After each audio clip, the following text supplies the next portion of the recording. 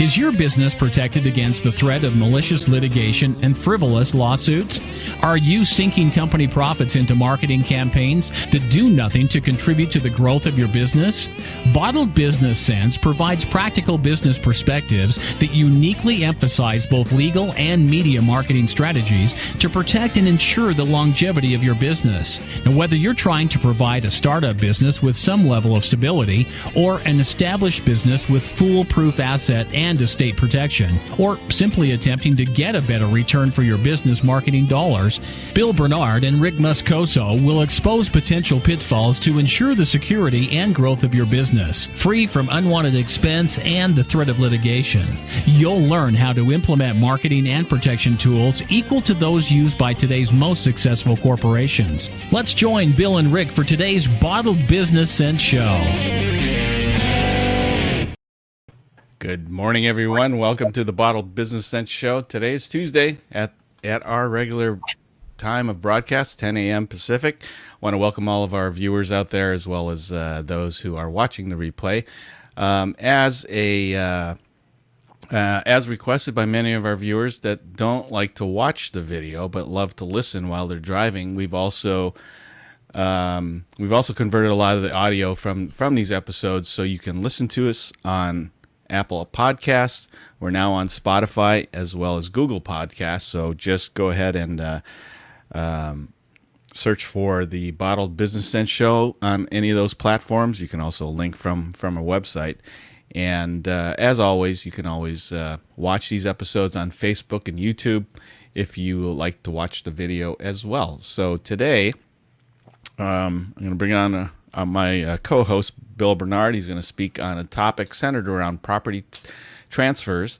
But first, I want to welcome him to the episode. Hey, how you doing, Bill? Hey, great, Rick. And by the way, I'm sure that the viewers who don't like to watch us, I'm sure it's because of you rather than me. So if you make yourself look a little more presentable, maybe we can get. I'm teasing you. I love Rick, so all in good fun. I welcome anybody who wants to watch or listen. So before we get started, I want to make a sort of a public service announcement. We get a lot of comments on YouTube about clarifications.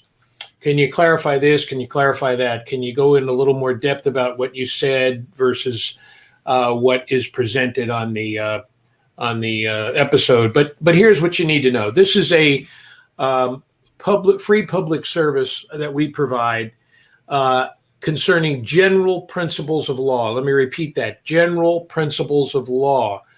So what our goal is to expose you to these to see if it piques your interest in terms of it being a principle that you might be using in your business or that you might want to use by starting up a business. And then it's up to you, after your interest is piqued, to go see a lawyer and discuss your specific situation with whoever you retain as your attorney. This is not legal advice in terms of a client-attorney relationship. There is no attorney-client relationship here, and there are no clarifications forthcoming.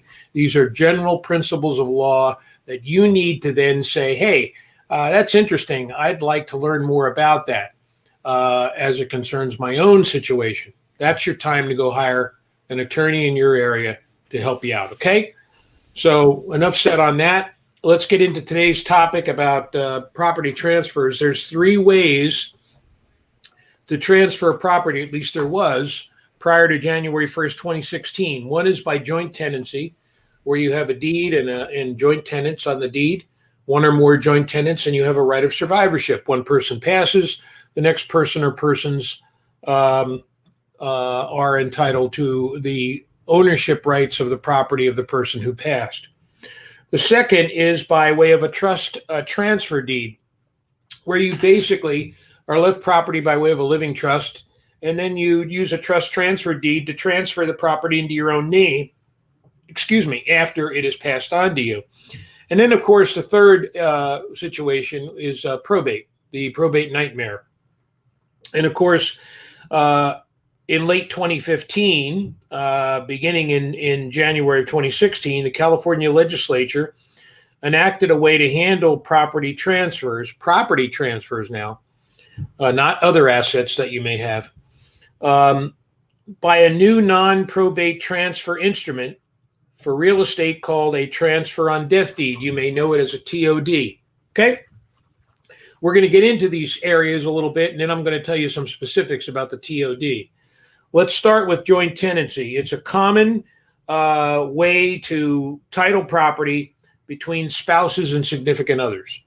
The problem is what happens when spouse B passes away. You got to be careful when you add non-spouses or significant others to title, because it could be a decision that's fraught with concern.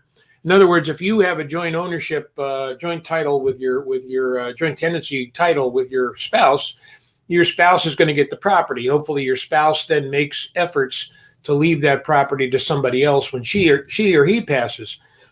But if you start naming people that aren't your spouse on that deed, then you could pose some problems for yourself. If you add a loved one to title as a joint tenant, the owner is potentially subjecting him or herself to creditors of that loved one. So in other words, we're not talking about your spouse now, some other individual that you care for. Now you have creditors possibly for that individual, and those creditors are going to want to come after whatever is now owned by that loved one that's passed on by way of this title called joint tenancy.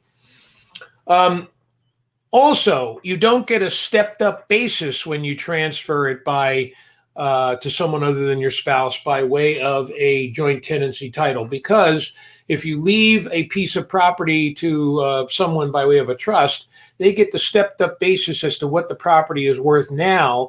So when they go back to look at the capital gains taxes that they might owe, it's going to be based on the property's worth now versus what the property was when it was paid for. If you leave someone a piece of property by way of joint tenancy, someone who's not your spouse, well, then they're not going to get that stepped up in basis. And then finally, by adding someone to title in this manner, a real property owner may be excluding significant heirs from their otherwise estate plan. One of the children who you may leave this property to by way of joint tenancy may pass before you, and now the grandchildren aren't going to get the property. If you left it by way of a trust, you could arrange it to where if the child is predeceases the creators of the trust, that property would then go to the grandchildren. That's not happening in this example that I gave you. So there are some downfalls to this joint tenancy relationship. Let's jump into the trust transfer, which of course you know is my preferred method. Yeah, it's a little more effort involved. You gotta be creative and sit down and think. Frankly, it's nothing, but a lot of people make a big deal out of it. And it's going to be a little more costly because you need to get an attorney involved. But, frankly, folks, I see no downfall to a trust transfer, none whatsoever. Now, if all you have is a house and you just want to leave it by way of joint tenancy, especially if that house is worth less than $166,500, which I would challenge you to find anywhere in California now, well, then you're only dealing with the house in that situation. That's fine. But otherwise, a trust is the way to go. Probate. We all know about probate. The disadvantages of probate are countless, but let's look at the main ones. High attorney costs and executor fees.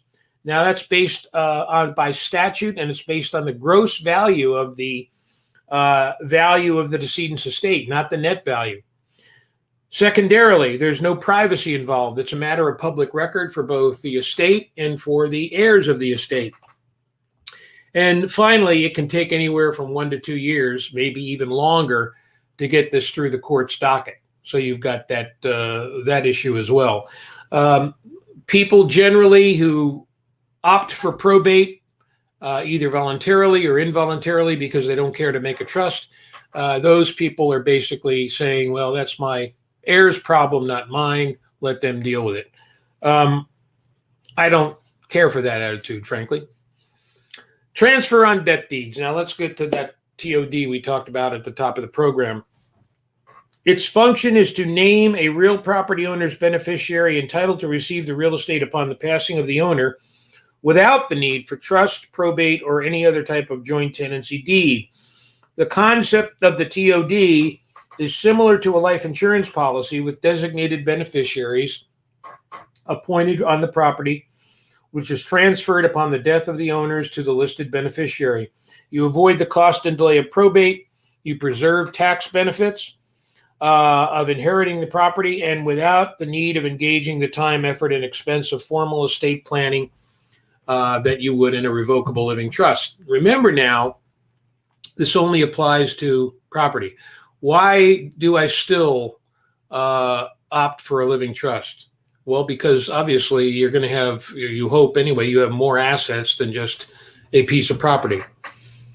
The upside of the TOD is that it is revocable until the death of the transferor, the person transferring the property, and you can revoke the deed or record a new TOD, provided that the transferor has the capacity to do so. There are, with the TOD, a number of concerns, however. I'd like to point those out, if I might, because they're worth mentioning. One, there's a huge potential for fraud and undue influence with the TOD. There's a lot of unscrupulous people who might take advantage of aging property owners. You always have this floating out there, that there's a possibility of fraud and undue influence.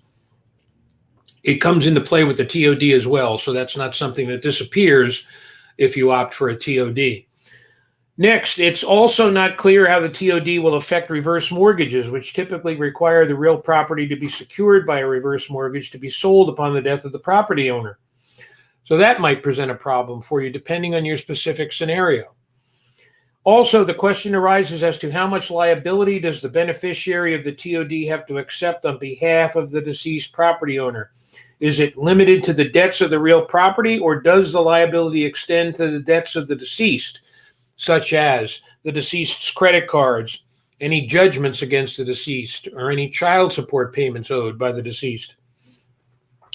These issues do not even begin to address concerns about leaving property by way of a TOD to minors, because you have the Uniform Minors Act, which essentially requires that the property be left to a custodian to manage the property until the minor reaches age of majority. So at the end of the day, we come back full circle to the living trust. I find it difficult to understand why someone would not opt for the living trust. You have to consider it an investment at any price that you pay, depending on the complexity of your estate plan and the lawyer you retain to do it for you. Different lawyers have different prices. Let's go back for a second to the TOD so I can again go over a few specifics, kind of procedural things, if you might. One, a transfer on death deed may be a great option for a person whose asset is only a home. We mentioned that earlier. The real property must be a single family dwelling, a single family home or a condominium, that is. Two, a multiple residence of not more than 4 residential dwelling units, or a single family residence on no more than 40 acres of agricultural land. If you want a TOD and you're confused about this, see an attorney to discuss the property description that you have. More than likely, you're going to come within the standard single family home or condominium unit, and you're not going to have a problem. For validity and effectiveness, a transferor, the person transferring the property by way of this deed, must sign and date a revocable TOD before a notary public. Has to be notarized, folks. Third, the date of the transfer on death deed must be recorded within 60 days or less from the day it is signed. It must be recorded within 60 days or less from the day it is signed. And finally, the creator, as I mentioned, may revoke the TOD at any time he or she chooses. Remember, the beneficiary identified on a TOD deed does not have any rights to real property while the owner is alive. Okay, pretty basic stuff. And again, the property might be subject to involuntary liens, such as mortgages, and the inheritor of the property might be subject to that. But the good news there is that any debts owed by the person who inherits this property by way of a TOD, that person's creditors can't use that property to place liens on that particular property. Again, there could be some objection here. There could be some court battles here. There could be someone coming in and say, you now own this asset, and we want to go after that in order for you to pay your debts. But while that property is sitting there with the original owner and you're the beneficiary on a TOD, that can't be attached by the beneficiary's creditors. It can't be harmed in any way, shape, or form. So remember these things because they're important, but more so, I want to go back just briefly to the situation where you leave property to a minor. Minors cannot enter into contracts pursuant to California law relating to real property or personal property not in their immediate possession and control, which of course is the situation with a TOD where they're a named beneficiary. That's why it's best to set up property transfers to a minor through a living trust, where you have a number of options to provide for the minor. And remember, a TOD has no effect unless you outlive the other joint tenant. Therefore, co-owners may consider signing separate TOD deeds in this situation. If you have a joint tenancy deed, each one of those people has to sign a TOD to leave their property to somebody else, because otherwise, when somebody dies, the bulk of that property will go to the remaining joint tenants. That supersedes the TOD beneficiary, okay? So again, I hope this is kind of helpful. It reviews what I think is important. Again, you need to go see a lawyer and review these specifics as it applies to your situation. If you're thinking about this, remember you have 4 scenarios now on property transfers. You have joint tenancy, you have living trusts, you have probate, and you have a TOD in California. Again, I would consider a living trust, for a number of reasons that I pointed out in this lecture, but more importantly, especially where you have more assets than just a home. And that should do it, Rick. I think this provides a sound basis for somebody to go see a lawyer and get the ball rolling. Remember, these are general principles of law. You need to go see your own attorney if you want any clarification beyond what we have pointed out here in this lecture. These lectures are for your interest only. Hopefully things that are said on these shows will pique your interest, will want to get you more involved, and that's the time you go retain an attorney. These shows are not, I repeat, are not meant to be a substitute for hiring your own lawyer. Okay? Your sound is out, Rick. I don't know if you know that your sound is out. Oh, there we go. I was on mute. I apologize. Yeah, no, great information, Bill. And how does you mentioned doing these property transfers within a trust? How can somebody learn more about that?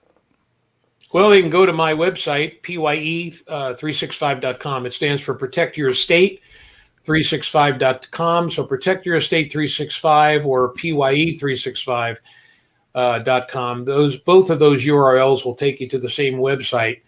You have everything you need there to learn about living trusts. There are drop-down boxes that answer questions.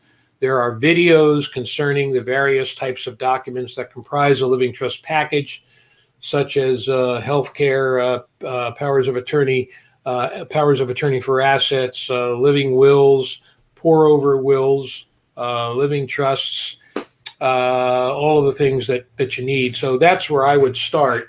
It doesn't talk about probate other than to say you should avoid probate at all costs. It doesn't talk about transfer deeds or joint tenancy. Those are different ways to transfer property that I've told you about today. They are not my personal recommendations. But certain people have different needs and certain limitations, and there's certainly options that you can use, and that's why we presented them to you today. Yeah, I highly recommend that, if you want to be educated and you want to learn more about what Bill has been talking about, if anything, just, watch a couple of the videos. It's very educational. It'll put you in a better position to make the right decision. And really, that's the whole purpose of what Bill did on that site. And I think it's an excellent resource for everybody. And by the way, we are, right, Rick? We want to remind you, we are on iTunes. Yep, we are. So let's go over that again. If you, for those who like to watch the video, of course, you can always find us on Facebook and YouTube at the Bottle Business Sense Show. And if you are audio consumers, then go ahead and queue us up on iTunes, which is now called Apple Podcasts. You can listen to us on Spotify as well as Google Podcasts and a whole host more. But those are the three main ones that I would go to listen to the audio version of these episodes. So you can find us. And we also do employment law, employmentlaw365.com, of course, WFBlegalconsulting.com. You'll find other areas of law that we do because, remember the threefold kind of triangular base that I use in my practice, which I believe are all tied in. You have employment law, you have the creation of a business entity. We can create LLCs and S corporations. And then you have employees that are hired into that business. You need to know employment law. And then, of course, once your business is protected with the entity and you know what's going on and you have the proper employment contracts in place and employment procedures in place, then, of course, you take care of the family by way of a personal living trust. So those three areas comprise what I believe to be a sound business attorney mode of practice. And so that's what we do. And I don't want to leave Rick out of the equation. Anything you guys need for videos or anything else, this is the guy to see. And it's Captivate what, Rick? 365 is it also? Captivate 365. And I handle all the video production, how to set up live streams like we're doing here today. Yep. And any assistance you need when it comes to putting yourself in front of a camera and getting it out distribution-wise to whatever channel that where your audience is sitting. So feel free to inquire about that as well. Yep, and we'll be back in a couple of weeks with another show, another lecture. So feel free to follow us in any way you choose, and we want you to have a prosperous week and stay safe, stay healthy, and be good. All right. Bye, everyone. We'll see you again soon. Take care.